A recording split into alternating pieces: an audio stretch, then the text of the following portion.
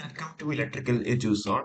അപ്പോൾ നമ്മൾ ഇന്ന് ഔട്ട് ഓഫ് സ്റ്റേഷൻ ആയിട്ടാണ് ഉള്ളത്. അപ്പോൾ എന്നിട്ടാണ് വീഡിയോ എടുക്കുന്നത്. കാരണം വെച്ചാൽ കുറേ പേര് ചോദിച്ചിട്ടുണ്ടായിരുന്നു ജൂനിയർ ഇൻസ്ട്രക്ടർ പോസ്റ്റ് എന്താണ്, അതേപോലെ അതിനുള്ള പ്രൊമോഷൻ സാധ്യതകൾ എന്താണ്, അതേപോലെ ജോബ് പ്രൊഫൈൽ എന്താണ്.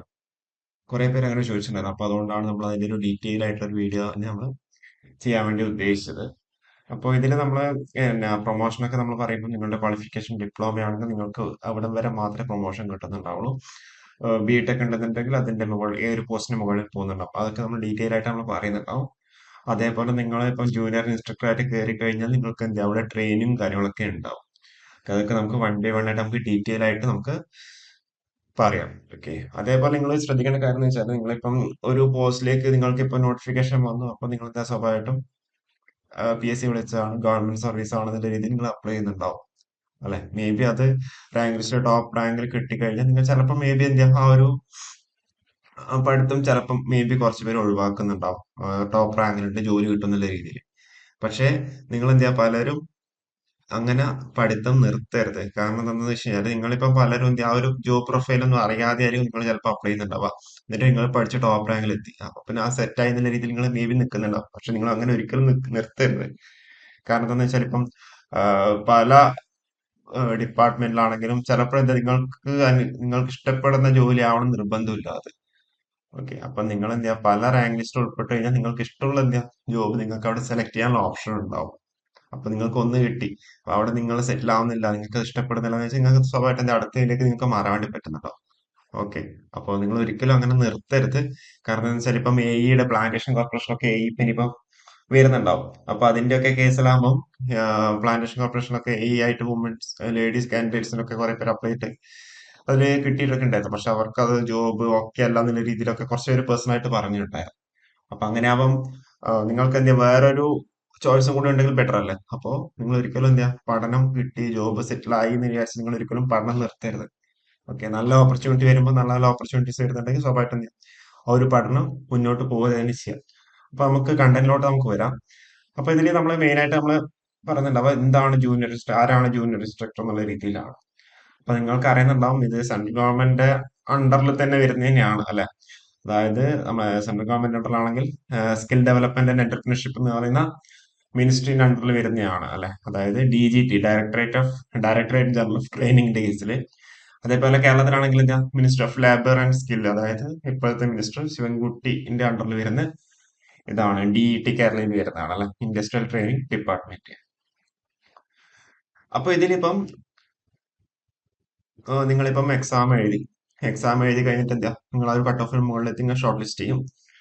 ഷോർട്ട് ലിസ്റ്റ് ചെയ്യാൻ സ്വാഭാവികമായിട്ട് അവിടെ ഡോക്യുമെന്റ് വെരിഫിക്കേഷൻ ഉണ്ടാവും. ഡോക്യുമെന്റ് വെരിഫിക്കേഷൻ കഴിഞ്ഞിട്ട് അവിടെ ഇന്റർവ്യൂ എന്ന് പറയുന്ന ഒരു പ്രോസസ്സ് ഉണ്ട്. ഓക്കെ. ഇന്റർവ്യൂ എന്ന് പറയുന്ന ഒരു പ്രോസസ്സ് അവിടെ ഉണ്ട്. അപ്പൊ ഇന്റർവ്യൂവിനും കൂടി എന്താ ഈ ഒരു ജസ്റ്റ് ഔട്ട്ലൈൻ ആയിട്ട് കാര്യങ്ങൾ പറയുന്നത് മേ ബി ഇത് ഇന്റർവ്യൂവിന് എന്താ ഹെൽപ്ഫുൾ ആവുന്നല്ലോ. നമ്മൾ ഇന്റർവ്യൂവിന്റെ സമയത്ത് നമുക്ക് കൂടുതൽ ക്ലാസ്സുകൾ നമ്മൾ തരുന്നുണ്ടാവും. ഓക്കെ. അപ്പൊ ഇന്റർവ്യൂ കഴിഞ്ഞിട്ടാണ് എന്താ നിങ്ങളെ ഫൈനൽ റാങ്ക് ലിസ്റ്റ് വരുന്നുണ്ടാവാം. അപ്പോ നിങ്ങളെ ഫൈനൽ റാങ്ക് ലിസ്റ്റ് വന്നു കഴിഞ്ഞാൽ ജൂനിയർ ഇൻസ്ട്രക്ടർ എന്നുള്ള പോസ്റ്റിലേക്കായിരിക്കും നിങ്ങൾ എന്ത് ചെയ്യുക പ്ലേസ് ചെയ്യുന്നുണ്ടാവാം. ITകളിൽ ജൂനിയർ ഇൻസ്ട്രക്ടർ എന്ന് പറയുന്ന പോസ്റ്റിലേക്കായിരിക്കും നിങ്ങളെ പ്ലേസ് ചെയ്യുന്നുണ്ടാവാം. ഇതിപ്പോ കേരളത്തിലാണെന്നുണ്ടെങ്കിൽ എന്താ നിങ്ങൾക്ക് ഈ ജൂനിയർ ഇൻസ്ട്രക്ടർ എന്നുള്ള പോസ്റ്റിൽ കയറി കഴിഞ്ഞാൽ നിങ്ങൾക്ക് എന്താ അതിനുശേഷം നിങ്ങൾ ആ ഒരു ഒരു 3 വർഷത്തിനുള്ളിൽ എന്താ നിങ്ങൾക്ക് ഒരു വർഷത്തെ CTI ട്രെയിനിങ് എന്താ അവിടെ കമ്പൽസറി ആണ്. ഓക്കെ. CTI ട്രെയിനിങ് അവിടെ 1 ഇയർ 1 ഇയർ ആണ് ട്രെയിനിങ് ഉണ്ടാവുക. അതെന്താ കമ്പൽസറി ആണ്. ഇപ്പൊ കേരളത്തിന്റെ പുറത്തൊക്കെ ആണെന്നുണ്ടെങ്കിൽ ഈ ഒരു ട്രെയിനിങ് കംപ്ലീറ്റ് ആയി കഴിഞ്ഞാൽ മാത്രമേ കമ്പൽസറി ആയിട്ട് ചെയ്ത് കഴിഞ്ഞാൽ മാത്രമേ അവർ ജൂനിയർ ഇൻസ്ട്രക്ടർ ആയിട്ട് നിയമിക്കുന്നുണ്ടാവുള്ളൂ. പക്ഷെ കേരളത്തിൽ അങ്ങനെയല്ല. കേരളത്തിൽ എന്ത് ചെയ്യാം അപ്പോയിന്റ്മെന്റ് ഒക്കെ കിട്ടിയിട്ട് അതിനുള്ളിൽ കയറിയിട്ടുണ്ട് ആ ഒരു പീരീഡ് ഉണ്ട് 3 വർഷം എന്നുള്ള ആ ഒരു പീരീഡിനുള്ളിൽ എന്ത് ചെയ്യാം കംപ്ലീറ്റ് ആക്കിയാൽ മതി. നമ്മൾ കയറിയാൽ തന്നെ അപ്പം തന്നെ സെറ്റ് ആക്കുന്നതായിരിക്കും ബെറ്റർ ആയിട്ട് ഉണ്ടാവുക. അപ്പം ഇതില് ഞാൻ മനസ്സിലാക്കിയ കാര്യങ്ങളാണ് നിങ്ങളോട് പറയുന്നത്. ഓക്കെ. അപ്പൊ ഇതില് 2 സെമസ്റ്റർ ആയിട്ട് 1 ഇയർ ആയിട്ടായിരിക്കും ട്രെയിനിങ് ഉണ്ടാവുക. ഓക്കെ. അപ്പൊ നിങ്ങളുടെ ക്വാളിഫിക്കേഷൻ BTech അല്ലെങ്കിൽ ഡിപ്ലോമയാണ്. ഓക്കെ. BTech അല്ലെങ്കിൽ ഡിപ്ലോമ ആണെന്നുണ്ടെങ്കിൽ നിങ്ങൾ ഫസ്റ്റ് സെമ്മിലെ ക്ലാസ് നിങ്ങൾ അറ്റൻഡ് ചെയ്യേണ്ട. ഓക്കെ. ഫസ്റ്റ് സെമ്മിലെ ക്ലാസ് നിങ്ങൾ അറ്റൻഡ് ചെയ്യേണ്ട. നിങ്ങളുടെ ക്വാളിഫിക്കേഷൻ BTech അല്ലെങ്കിൽ ഡിപ്ലോമ ആണെന്നുണ്ടെങ്കിൽ അവിടെ ഫസ്റ്റ് സെമ്മിലെ ക്ലാസ് നിങ്ങൾ അറ്റൻഡ് ചെയ്യേണ്ട. ഓക്കെ. ഫസ്റ്റ് സെമ്മിന്റെ എക്സാം മാത്രം അറ്റൻഡ് ചെയ്യുക. പിന്നെ സെക്കൻഡ് സെമ്മിലെ ക്ലാസ്സും സെക്കൻഡ് സെമ്മിലെ എക്സാം നിങ്ങൾ അറ്റൻഡ് ചെയ്യണം. അത് നിങ്ങൾ ക്വാളിഫൈ ചെയ്യണം. ഓക്കെ. അപ്പൊ ഈ ഒരു ട്രെയിനിങ് നിങ്ങൾക്ക് എവിടെയൊക്കെ ഉണ്ടാവാന്ന് വെച്ച് കഴിഞ്ഞാൽ ഇപ്പൊ അത് NST എന്നുള്ള രീതിയിലായിരിക്കും അറിയപ്പെടുന്നുണ്ടാവുക. മുന്നേ എന്ന് വെച്ചാല് CTI ചെന്നൈ, ATI ചെന്നൈ, അതുപോലെ ATI Kolkata, FTI Bangalore, ATI Mumbai, ATI Calicut, അതേപോലെ കഴക്കൂട്ടം ഉണ്ട്. ഇപ്പൊ അതൊക്കെ എന്താ നാഷണൽ സ്കിൽ ട്രെയിനിങ് ഇൻസ്റ്റിറ്റ്യൂട്ട് എന്നുള്ള രീതിയിലേക്ക് അതിനെ റീനെയിം ചെയ്തിട്ടുണ്ട്. NST എന്നുള്ള രീതിയിലാണ് ഇപ്പൊ അത് അറിയുന്നുണ്ടാവും. അപ്പൊ നിങ്ങൾക്ക് എന്ത് ചെയ്യാം, ഇത് കമ്പൽസറി ആയിട്ട് എന്ത് ചെയ്യാം, 1 ഇയർ ട്രെയിനിങ്, CTI ട്രെയിനിങ് എന്നാണ് അതിന്റെ പേര്. അതെന്താ നിങ്ങൾ കമ്പൽസറി ആയിട്ട് നിങ്ങൾ അറ്റൻഡ് ചെയ്യേണ്ടി വരും. ഓക്കെ. പിന്നെ നിങ്ങൾക്ക് അറിയുന്നുണ്ടാവും പ്രൊമോഷനാണ്. പ്രൊമോഷനിലേക്ക് നമുക്ക് വരാം. അതിന് മുന്നേ നിങ്ങൾക്കറിയാം ITയിൽ എന്ന് പറഞ്ഞാൽ എന്താ ഒരു പ്രാക്ടിക്കൽ ഓറിയന്റഡ് ആയിട്ടുള്ള ഒരു ട്രെയിനിങ് ആണല്ലേ. ITയിൽ എന്ന് വെച്ചാൽ പ്രാക്ടിക്കൽ ഓറിയന്റഡ് ആയിട്ടുള്ള ഒരു ട്രെയിനിങ് ആണ് ITയിൽ നമ്മൾ കൊടുക്കുന്നത്. അപ്പൊ അതുകൊണ്ട് തന്നെ അവിടെ എന്താ പ്രാക്ടിക്കലിനാണ് എന്താ ഇമ്പോർട്ടൻസ് കൂടുതൽ. പ്രാക്ടിക്കലിനാണ് അവിടെ ഇമ്പോർട്ടൻസ് കൂടുതലായിട്ടുള്ളത്. അപ്പം ഇതില് നമുക്കറിയാം ITയിൽ നമുക്ക് ടൈമിംഗ് എന്ന് വെച്ചാൽ 2 ടൈമിംഗ് ആയിട്ടുള്ളത്. അതായത് 2 ഷിഫ്റ്റ് ആയിട്ടുള്ളത്, S1ഉം S2. 2 ഷിഫ്റ്റ് ആയിട്ടാണ് IT വർക്ക് ചെയ്യുന്നത്. നമ്മൾ ഓഫീസ് അവേഴ്സ് എന്ന് വെച്ചാൽ സാധാരണ 10 to 5 തന്നെയാണ്. പക്ഷെ ഇതിന്റെ ഷിഫ്റ്റ്, അതായത് സ്റ്റുഡൻസിന്റെ ഷിഫ്റ്റ് എന്ന് വെച്ചാൽ 2 ഷിഫ്റ്റ് ആണ്. ഒന്നെന്ന് വെച്ചാൽ 7 to 3 ആണ്, 7 AM to 3 PM ആണ്. രണ്ടാമത്തെ വെച്ചാലോ 9 AM to 5 PM ആണ്. ഓക്കെ, 2 ഷിഫ്റ്റ് ആയിട്ടാണ് ഉണ്ടാവുക. അപ്പൊ ഇത് നമ്മൾ ഓൾറെഡി നമ്മൾ പറഞ്ഞത് എന്താ ഒരു പ്രാക്ടിക്കൽ ഓറിയന്റഡ് ആയിട്ടുള്ള ഒരു ട്രെയിനിങ് ആണല്ലോ IT എന്ന് വെച്ചാൽ. അപ്പൊ അതുകൊണ്ട് തന്നെ 5 അവേഴ്സ് എന്താ പ്രാക്ടിക്കലിന് വേണ്ടിയിട്ടുള്ള ടൈമാണ്. ഓക്കെ, പ്രാക്ടിക്കലിന് വേണ്ടിയിട്ടുള്ള ടൈമാണ്. ബാക്കിയുള്ള ഒരു 2 അവേഴ്സ് അല്ലെങ്കിൽ 2 to 3 അവേഴ്സ് ആണ് നമ്മൾ തിയറി, ട്രേഡ് തിയറി നമ്മൾ പറയുന്നത്. ഓക്കെ, ഇതിൽ നിങ്ങൾ ശ്രദ്ധിക്കേണ്ട കാര്യം, നമ്മൾ ITയിലെ സ്റ്റുഡൻസിന് നമ്മൾ ട്രെയിനീസ് ആയിരിക്കും നമ്മൾ പറയുന്നുണ്ടാവും അല്ലെ.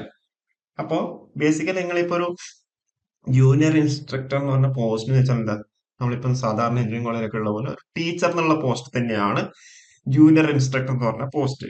പക്ഷെ ഇതില് നമ്മൾ സ്റ്റുഡൻസിന് ജസ്റ്റ് ട്രെയിനീസ് ആയിരിക്കും നമ്മൾ പറയുന്നുണ്ടാവും. പക്ഷെ ഇവിടെ ഇപ്പം ഒരു ജൂനിയർ ഇൻസ്ട്രക്ടർ ആയിട്ട് കയറുന്ന ഒരു ഉദ്യോഗാർത്ഥി 2 സബ്ജക്റ്റ് ആണ് പഠിപ്പിക്കേണ്ടി വരും. 2 കാര്യങ്ങളായിരിക്കും പഠിപ്പിക്കേണ്ടി വരും. ഒന്ന് ട്രേഡ് തിയറിയും, അതേപോലെ മറ്റൊന്ന് ട്രേഡ് പ്രാക്ടിക്കലും. ഓക്കെ, അവർക്ക് ആ ഒരു പിന്നെ IT സ്റ്റുഡൻസിനെ പഠിക്കേണ്ടി വരിക ട്രേഡ് തിയറി, ട്രേഡ് പ്രാക്ടിക്കല്, അല്ല workshop science, workshop calculation science, അല്ലെങ്കിൽ workshop science and calculation, workshop calculation science, പിന്നെ എഞ്ചിനീയറിംഗ് ഡ്രോയിങ്, പിന്നെ എംപ്ലോയബിലിറ്റി സ്കിൽസ്. അപ്പൊ ഇതിന്റെ കേസിൽ പറയുകയാണെന്നുണ്ടെങ്കിൽ, ഓക്കെ, ഇതിന്റെ കേസിൽ പറയുകയാണെങ്കിൽ നമ്മൾ ട്രേഡ് തിയറി നമ്മൾ എന്താ പ്രൊഫഷണൽ നോളജ് എന്ന് പറയും, നമ്മൾ ട്രേഡ് പ്രാക്ടിക്കൽ എന്താ നമ്മളെ പ്രൊഫഷണൽ സ്കിൽ എന്ന് പറയും. അപ്പൊ ഒരു ജൂനിയർ ഇൻസ്ട്രക്ടറായിട്ട് കയറുന്ന ഒരാൾ ഈ 2 കാര്യങ്ങളും എന്താ പഠിപ്പിക്കണം, ട്രേഡ് തിയറിയും ട്രേഡ് പ്രാക്ടിക്കലും. അപ്പോൾ ട്രേഡ് പ്രാക്ടിക്കല് അല്ലെങ്കിൽ പ്രൊഫഷണൽ സ്കില്ല് നിങ്ങൾ പഠിപ്പിക്കുമ്പോൾ അവിടെ എന്താ നിങ്ങളെ ഹെൽപ്പ് ചെയ്യാൻ എന്താ ആൾക്കാരുണ്ടാവും. ഓക്കെ, അവരുടെ എക്സാക്ട്ലി നെയിം ഞാൻ ട്രേഡ്സ്മാൻ എന്ന് പറയുന്ന പോലെ തന്നെ അവർക്ക് ഒരു നെയിം ഉണ്ട്. നെയിം എന്താണെന്നുള്ള കറക്റ്റായിട്ട് ഓർക്കുന്നില്ല. ഓക്കെ, അപ്പൊ നിങ്ങൾ അവിടെ ട്രേഡ് തിയറിയും ട്രേഡ് പ്രാക്ടിക്കലും നിങ്ങൾ അവിടെ പഠിക്കേണ്ടി വരും. അതേപോലെ നിങ്ങൾ കുറെ പേര് എന്താ junior instructor arithmetic cum drawing എന്ന് പറഞ്ഞ എക്സാം ഒക്കെ എഴുതിയിട്ടുണ്ടാവും അല്ലെ, JEE. അപ്പൊ അവരാണ് എന്താ ഈ വർക്ക്ഷോപ്പ് സയൻസ് കാൽക്കുലേഷൻ ഒക്കെ അവരാണെന്ന് തോന്നുന്നു. അതേപോലെ എഞ്ചിനീയറിംഗ് ഡ്രോയിങ് ഒക്കെ ഉണ്ട്. അതൊക്കെ എന്താ വേറെ ഈ ജൂനിയർ ഇൻസ്ട്രക്ടേഴ്സ് ആയിരിക്കും ഹാൻഡിൽ ചെയ്യുന്നുണ്ടോ. ഇപ്പം നിങ്ങളിപ്പം ജൂനിയർ ഇൻസ്ട്രക്ടർ ഇലക്ട്രീഷ്യൻ അല്ലെങ്കിൽ ജൂനിയർ ഇൻസ്ട്രക്ടർ വയർമാൻ എന്നുള്ള രീതിയിലാണെങ്കിൽ നിങ്ങൾ എന്താ അവിടെ ട്രേഡ് തിയറി, നിങ്ങൾ എന്താ ട്രേഡ് പ്രാക്ടിക്കൽ അവിടെ പഠിപ്പിക്കേണ്ടി വരും. ബാക്കിയുള്ള വർക്ക്ഷോപ്പ് സയൻസ് ആൻഡ് കാൽക്കുലേഷൻ, അതേപോലെ എഞ്ചിനീയറിംഗ് ഡ്രോയിങ്, എംപ്ലോയബിലിറ്റി സ്കിൽസ് എന്താ വേറെ ആൾക്കാരെയും എടുക്കുന്നുണ്ടാവും. അപ്പൊ ഞാൻ പറഞ്ഞു ഇവിടെ എന്താ 2 ഷിഫ്റ്റ് ആയിട്ടാണ് ഉണ്ടാവുക, S1ഉം S2. അത് ഒന്ന് 7 മണി to 3 മണി വരും, മറ്റെന്താ 9 മണി തൊട്ട് 5 മണി വരെ ഉണ്ടാവും. ഒന്ന് ഫസ്റ്റ് ഇയേഴ്സ്, ഒന്ന് സെക്കൻഡ് ഇയേഴ്സ് എന്നുള്ള രീതിയിൽ. ഓക്കെ, അപ്പൊ അതിൽ വർക്ക്ഷോപ്പ് സയൻസ് ആൻഡ് കാൽക്കുലേഷൻ എന്ന് പറഞ്ഞാൽ എന്താ നമ്മൾ junior instructor arithmetic cum drawing അവരായിരിക്കും എടുക്കുന്നുണ്ടാവുക. ഓക്കെ, അപ്പൊ നമ്മൾ പറഞ്ഞു 5 അവേഴ്സ് ആയിരിക്കും പ്രാക്ടിക്കൽ ഉണ്ടാവുക, 2 to 3 അവേഴ്സ് ആയിരിക്കും ട്രേഡ് തിയറി ഉണ്ടാവുക. അപ്പൊ അതേപോലെ ഈ ഒരു ITIസിനൊക്കെ നമുക്ക് കുറെ ക്ലാസ് വരുന്നുണ്ട്. അത് മേജർ IT, മൈനർ IT എന്നൊക്കെ പറഞ്ഞിട്ട്. മേജർ IT എന്ന് വെച്ചാൽ 500+ സ്റ്റുഡൻസ് ഉണ്ടാവണം, അതിനാണ് നമ്മൾ മേജർ IT എന്ന് പറയുന്നുണ്ടാവുക. അതേപോലെ നമുക്ക് ഇതിന്റെ ഓർഗനൈസേഷൻ സ്ട്രക്ചറിലേക്ക് നമുക്ക് പോവാം. അതേപോലെ അതിന്റെ പ്രൊമോഷൻ കാര്യങ്ങളിലേക്കും പോവാം. അതേപോലെ സാലറിയും പറയാനുണ്ട്. അപ്പൊ അതിന് മുന്നേ നിങ്ങൾക്ക് ജസ്റ്റ് ഒരു ഇൻഡിക്കേഷൻ ഞാൻ തരാം. അതായത് നമുക്ക് ടോട്ടൽ അവേഴ്സ് എന്ന് പറഞ്ഞാൽ 40 അവേഴ്സ് ആണ് ഇൻഡിക്കേറ്റീവ് ആയിട്ട് നമ്മൾ പറഞ്ഞിട്ടുണ്ടാവുക. അതിൽ 25 അവേഴ്സ് എന്താ ട്രേഡ് പ്രാക്ടിക്കൽ പഠിപ്പിക്കേണ്ടി വരും, 7 അവേഴ്സ് എന്താ ട്രേഡ് തിയറി പഠിപ്പിക്കേണ്ടി വരും. ബാക്കി 2 മണിക്കൂറാണ് വർക്ക്ഷോപ്പ് കാൽക്കുലേഷൻ ആൻഡ് സയൻസ്, അതുപോലെ എഞ്ചിനീയറിംഗ് ഡ്രോയിങ് 2 മണിക്കൂർ, അതുപോലെ എംപ്ലോയബിലിറ്റി സ്കിൽസ് 4 മണിക്കൂർ. ഇങ്ങനെയാണ് എന്താ ഒരു ടോട്ടൽ ഡ്യൂറേഷൻ ആയിട്ട് വരുന്നുണ്ടാവുക. ആഴ്ചയില് 40 മണിക്കൂറായിരിക്കും നിങ്ങൾ ക്ലാസ് എടുക്കാൻ, 40 മണിക്കൂറായിരിക്കും ITI സ്റ്റുഡൻസ് ക്ലാസ് വേണ്ടിയിട്ട്, ഫസ്റ്റ് ഇയർ ആണെങ്കിലും സെക്കൻഡ് ഇയേഴ്സ് ആണെങ്കിലും. അപ്പൊ അതിൽ ട്രേഡ് പ്രാക്ടിക്കൽ 25 മണിക്കൂർ, ട്രേഡ് തിയറി 7 മണിക്കൂർ. ഇത് ഇൻഡിക്കേറ്റീവ് ആണ്. ഇത് നമ്മുടെ ഒരു പുസ്തകമുണ്ട്. അപ്പൊ അതിൽ നിന്ന് ഞാൻ എടുത്തതാണ്. ഓക്കെ, അപ്പൊ അതിന്റെ പുസ്തകമാണെങ്കിൽ ഞാൻ ലിങ്ക് ആയിട്ട് ഇടാം. അപ്പൊ നിങ്ങൾക്ക് വേണമെങ്കിൽ ഡൗൺലോഡ് ചെയ്തെടുക്കാം അത്. ഓക്കെ, അപ്പൊ അത് നിങ്ങൾക്ക് ഞാൻ ഡൗൺലോഡ് ചെയ്തെടുക്കാൻ വേണ്ടി പറ്റും. പിന്നെയുള്ളത് ഓക്കെ, പിന്നെയുള്ളത് നമുക്ക് കുറച്ച് കാര്യങ്ങൾ കൊണ്ട് പറയാനുണ്ട്. ഇപ്പൊ കേരളത്തിലിപ്പം കേരളത്തിലിപ്പം ഏകദേശം 112ഓളം ITIs ആണ് ഉള്ളത്. ഓക്കെ, 112ഓളം ITIs, ഗവൺമെന്റ് ITIs ആണുള്ളത്. ഓക്കെ, മുന്നേ അത് ITI, ITC എന്നുള്ള രീതിയിൽ തന്നെയാണ് ഉണ്ടായത്. Industrial training institute, industrial training centres. Government ആകുമ്പോൾ ITI എന്നും പ്രൈവറ്റ് ആകുമ്പോൾ ITC എന്നാണ് മുന്നേ ഒക്കെ പറഞ്ഞിട്ടുണ്ടാവും. ഇപ്പോഴെന്താ എല്ലാം ITs ആയി. അത് ഗവൺമെന്റ് ITI എന്നും പ്രൈവറ്റ് ITI എന്നുള്ള രീതിയിൽ. അപ്പൊ 2023 കണക്ക് വരെ ഏകദേശം 112ഓളം ഗവൺമെന്റ് ITIs ആണ് കേരളത്തിലുള്ളത്. അതേപോലെ 300+ പ്രൈവറ്റ് ITIs എന്താ കേരളത്തിൽ ഉണ്ട്. ഓക്കെ, ഓക്കെ, അപ്പൊ ഇത്രയും കാര്യങ്ങളാണ് നമുക്കൊരു ഓർഗനൈസേഷൻ സ്ട്രക്ചർ എന്നുള്ള രീതിയിൽ നമുക്കിതിൽ പറയാനുള്ളത്. അപ്പൊ ഓൾറെഡി ഞാൻ പറഞ്ഞു ട്രേഡ് തിയറും ട്രേഡ് പ്രാക്ടിക്കലും. അതേപോലെ ഒരു ട്രെയിനിങ് അവേഴ്സ് നമ്മളിപ്പം പറഞ്ഞത് പെർ വീക്ക് ആണ് അല്ലെ. അപ്പൊ ഇതിപ്പം ടോട്ടൽ ആണെങ്കിൽ പ്രൊഫഷണൽ സ്കില്ല് നമുക്ക് പഠിപ്പിക്കാൻ, അതായത് ട്രേഡ് പ്രാക്ടിക്കൽ നമുക്ക് പഠിപ്പിക്കാൻ വേണ്ടി 1000 മണിക്കൂറും, പ്രൊഫഷണൽ നോളജ് ട്രേഡ് തിയറി നമുക്ക് പഠിക്കാൻ ഏകദേശം 250, വർക്ക്ഷോപ്പ് കമ്പ്യൂട്ടേഷൻ സയൻസിന് വേണ്ടിയിട്ട് ഏകദേശം 80 മണിക്കൂറും, അതുപോലെ എഞ്ചിനീയറിംഗ് ഡ്രോയിങ് പഠിക്കാൻ 80 മണിക്കൂറും, എംപ്ലോയബിലിറ്റി സ്കില്ല് പഠിക്കാൻ 160 മണിക്കൂർ. അതാണ് എന്താ ഈ ഒരു ട്രെയിനിങ് അവേഴ്സ് ആയിട്ട് വരുന്നത് ടോട്ടലായിട്ട്. ഓക്കെ, അപ്പൊ ഇത് നമ്മൾ ഏകദേശം കാര്യങ്ങളൊക്കെ നിങ്ങൾക്ക് മനസ്സിലായിട്ടുണ്ടാവും എന്ന് വിചാരിക്കുന്നു. ഇനിയിപ്പോ നമുക്ക് എന്ത് ചെയ്യാം, ബാക്കി അതായത് നിങ്ങൾക്ക് പേ സ്കെയിൽ എന്ന് പറഞ്ഞാൽ ഏകദേശം 40,000-ഓളമാണ് നിങ്ങൾക്ക് സ്റ്റാർട്ടിംഗ് ആയിട്ട് നിങ്ങൾക്ക് വരുന്നുണ്ടാവാം. കാരണം നോട്ടിഫിക്കേഷനിലുള്ള പേ സ്കെയിൽ തന്നെയാണ്. ഇനിയിപ്പോ ഇതിന്റെ പ്രൊമോഷൻ നിങ്ങൾ ഏറ്റവും കൂടുതൽ ആൾക്കാർ നോക്കുന്നുണ്ടാവുക പ്രൊമോഷനും കാര്യങ്ങളൊക്കെയാണ് അല്ലേ. അപ്പൊ ഇതിന്റെ പ്രൊമോഷന്റെ കാര്യത്തിലേക്ക് നമുക്ക് വരുവാണെന്നുണ്ടെങ്കിൽ നിങ്ങൾ കയറുന്നുണ്ടാവുക ആരായിട്ടാണ്, ജൂനിയർ ഇൻസ്ട്രക്ടർ ആയിട്ടായിരിക്കും നിങ്ങൾ കയറുന്നുണ്ടാവുക. ഓക്കെ, ജൂനിയർ ഇൻസ്ട്രക്ടർ ആയിട്ടായിരിക്കും കയറുന്നുണ്ടാവുക. അപ്പൊ ജൂനിയർ ഇൻസ്ട്രക്ടർ നേരെ എന്താ നിങ്ങൾ സീനിയർ ഇൻസ്ട്രക്ടർ ആവും. ഒരു 3 to 4 ഇയേഴ്സിനുള്ളിൽ എന്താ നിങ്ങളിവിടെ സീനിയർ ഇൻസ്ട്രക്ടർ ആയിട്ട് നിങ്ങളവിടെ ആവുന്നുണ്ടാവും. അത് കഴിഞ്ഞാലോ സീനിയർ ഇൻസ്ട്രക്ടർ ആയിട്ട് കഴിഞ്ഞാൽ നിങ്ങൾ നേരെ എന്ത് ഗ്രൂപ്പ് ഇൻസ്ട്രക്ടർ ആയിട്ടാണ് ആവുന്നുണ്ടാവുക.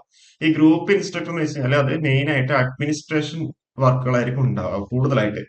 കൂടുതലായിട്ട് അഡ്മിനിസ്ട്രേഷൻ വർക്കുകളായിരിക്കും ഉണ്ടാവുക. ടീച്ചിങ് കുറവായിരിക്കും ഉണ്ടാവുക. ഓക്കെ, JAM SI ആണ് എന്താ കൂടുതലായിട്ട് ടീച്ചിങ് ഒക്കെ വരുന്നുണ്ടാവുക. അതിനുശേഷം GA മാറിക്കഴിഞ്ഞാൽ അവിടെ ടീച്ചിങ് എന്താ കുറവാണ്. കൂടുതലായിട്ട് അഡ്മിനിസ്ട്രേഷൻ, അതായത് ഈ JNM SI ഒക്കെ എന്താ ജസ്റ്റ് ഒന്ന് മാനേജ് ചെയ്യാന്നുള്ളത്, അതേപോലെ അഡ്മിനിസ്ട്രേഷൻ വർക്കുകളായിരിക്കും അതിലുണ്ടാവുക. പിന്നെ നമ്മൾ നേരത്തെ പറഞ്ഞു മൈനർ IT, മേജർ IT. അപ്പൊ മേജർ IT ആണെങ്കിൽ അവിടെ വൈസ് പ്രിൻസിപ്പളും ഉണ്ടാവും, പ്രിൻസിപ്പളും ഉണ്ടാവും. നേരെ മറിച്ച് മൈനർ IT ആണെങ്കിലോ അവിടെ വൈസ് പ്രിൻസിപ്പൾ മാത്രമേ ഉണ്ടാവുള്ളൂ.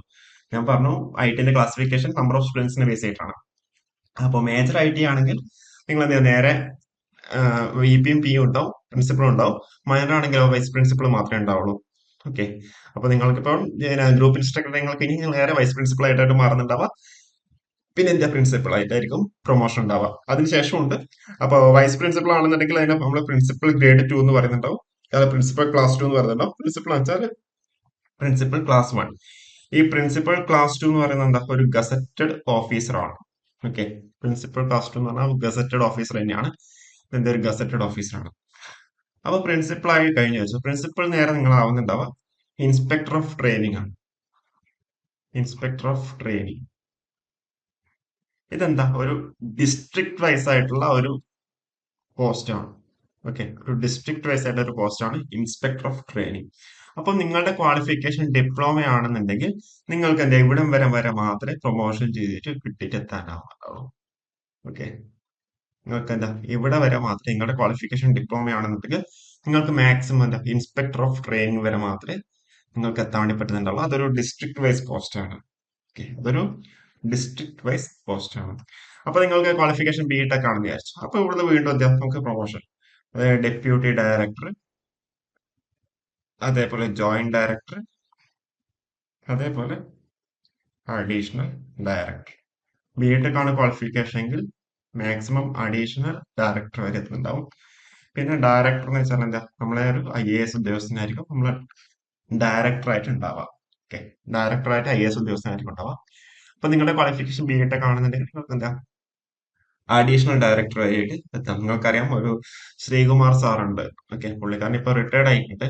ശ്രീകുമാർ സാറ് പുള്ളിക്കാരൻ അഡീഷണൽ ഡയറക്ടർ ആയിട്ടാണ് റിട്ടയർഡ് ആയിട്ടുണ്ടായത്. ഓക്കെ, അഡീഷണൽ ഡയറക്ടർ ആയിട്ടാണ് റിട്ടയർഡ് ആയിട്ടുണ്ടായിരുന്നത്. അപ്പൊ ഇതാണ് എന്റെ ഒരു പ്രൊമോഷൻ സാധ്യതകൾ. ജെ എ ആയിട്ടാവും, പിന്നെ SI, പിന്നെ ഗ്രൂപ്പ് ഇൻസ്ട്രക്ടർ ആയിട്ടാവുന്നുണ്ടാവും. ഗ്രൂപ്പ് ഇൻസ്ട്രക്ടർ അഡ്മിനിസ്ട്രേഷൻ പ്രൊസസ്സാണ്, അഡ്മിനിസ്ട്രേഷൻ പോസ്റ്റ് ആണ്. പിന്നെ വൈസ് പ്രിൻസിപ്പൽ ആയിരിക്കണ്ടാവും, പിന്നെ പ്രിൻസിപ്പൽ ആയിരിക്കണ്ടാവും, പിന്നെ ഇൻസ്പെക്ടർ ഓഫ് ട്രെയിനിങ്, അതൊരു ഡിസ്ട്രിക്ട് വൈസ് പോസ്റ്റ് ആണ്. അപ്പോ ഡിപ്ലോമയാണ് നിങ്ങൾ ക്വാളിഫിക്കേഷൻ എന്താ മാക്സിമം അവിടെ വരെ ഉണ്ടാവുള്ളൂ. പിന്നെന്താ, deputy director, joint director, additional director, പിന്നെ ഡയറക്ടർ എന്ന് വെച്ചാൽ നമ്മളൊരു IAS ഉദ്യോഗസ്ഥനായിരിക്കും ഉണ്ടാവുക. ഓക്കെ, അപ്പോൾ ഇത്രയും കാര്യങ്ങളാണ് നമുക്ക് ഇതിൽ മെയിൻ ആയിട്ട് നിങ്ങൾക്ക് പറയാനുള്ളത്. അപ്പൊ ഇതിൽ കൂടുതലായിട്ട് ഞാൻ പിന്നെ പറഞ്ഞു, ട്രെയിനിങ്ങിന്റെ കാര്യം ഞാൻ പറഞ്ഞായിരുന്നല്ലോ അല്ലെ. അതായത് CTI ട്രെയിനിങ് 1 ഇയർ കമ്പൽസറി ആണ്. അത് എവിടെ വേണമെങ്കിലും കിട്ടാം. ഓക്കെ, കാലിക്കറ്റ് തന്നെ കിട്ടാം, അല്ലെങ്കിൽ കഴക്കൂട്ടത്ത് കിട്ടാം, അല്ലെങ്കിൽ ചെന്നൈ, ബാംഗ്ലൂർ, കൊൽക്കത്ത, എവിടെ വേണമെങ്കിലും കിട്ടും. അത് എവിടെയാണ് വേക്കൻസി, എവിടെയാണ് പോസ്റ്റിംഗ് ബേസ് ചെയ്തിട്ടായിരിക്കും ഉണ്ടാവുക. ഓക്കെ, ഇപ്പോൾ ട്രെയിനിങ് എന്താ, 1 ഇയർ ട്രെയിനിങ് കമ്പൽസറി ആണ്. അത് എവിടെ വേണമെങ്കിലും എന്ത് ചെയ്യാം, നിങ്ങൾക്ക് കിട്ടാം. ഓക്കെ, അപ്പൊ അത് എവിടെയാണ് കിട്ടുന്നില്ലാലും നമുക്കൊന്നും പറയാൻ വേണ്ടി പറ്റുന്നുണ്ടാവില്ല. അപ്പൊ അത് എവിടെ വേണമെങ്കിലും ഞാൻ ട്രെയിനിങ് കിട്ടാം. ഓക്കെ, അപ്പോ ഞാൻ ഏകദേശം എല്ലാ കാര്യങ്ങളും ഞാൻ ആഡ് ചെയ്തു എന്നാണ് വിചാരിക്കുന്നത്. അപ്പോ ഇതിലൊന്നും വിട്ടുപോയില്ല എന്നാണ് വിചാരിക്കുന്നത്. ഓക്കെ, അപ്പോ ഏകദേശം എല്ലാ കാര്യങ്ങളും നമ്മൾ ഇതിൽ ആഡ് ആക്കിയിട്ടുണ്ട്. ആർക്കെങ്കിലും എവിടെയെങ്കിലും എന്തെങ്കിലും ഇഷ്യൂസോ അങ്ങനെ എന്തെങ്കിലും ഉണ്ടെന്നുണ്ടെങ്കിൽ, ഡൗട്ട് ഉണ്ടെന്നുണ്ടെങ്കിൽ കമന്റ് ചെയ്യാം. പറയുന്ന കാര്യങ്ങളാണെങ്കിൽ നമ്മളത് ചെക്ക് ചെയ്തിട്ട് പറഞ്ഞു തരുന്നുണ്ടാവും. ഓക്കെ, അപ്പോ ഈ ഒരു വീഡിയോ നിങ്ങൾക്ക് യൂസ്ഫുൾ ആയിട്ടുണ്ടാവും വിചാരിക്കുന്നത്. യൂസ്ഫുൾ ആയിട്ടുണ്ടെന്നുണ്ടെങ്കിൽ ലൈക്ക് അടിക്കാൻ, എന്നിട്ട് താഴെ നിന്ന് കമന്റ് ചെയ്യാം. ഓക്കെ, അപ്പോൾ കൂടുതൽ വീഡിയോസ് ആയിട്ട് നമുക്ക് വീണ്ടും കാണാം. Okay, thank you.